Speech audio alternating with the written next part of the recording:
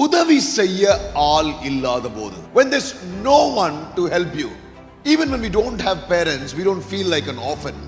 But when we don't have people to help us, we feel like an orphan. அநேக நேரத்துல ஆட்கள் இல்ல, சொந்தக்காரர் இல்லைனா கூட நம்மளுக்கு அனாதமான இருக்காது. ஆனா உதவி செய்ய ஆள் இல்லைனா, ஆண்டவரே என்ன ஆண்டவரே இப்படி தனியா நிக்கிறேன், எனக்கு உதவி செய்ய ஆள் இல்ல. We feel like we are an orphan.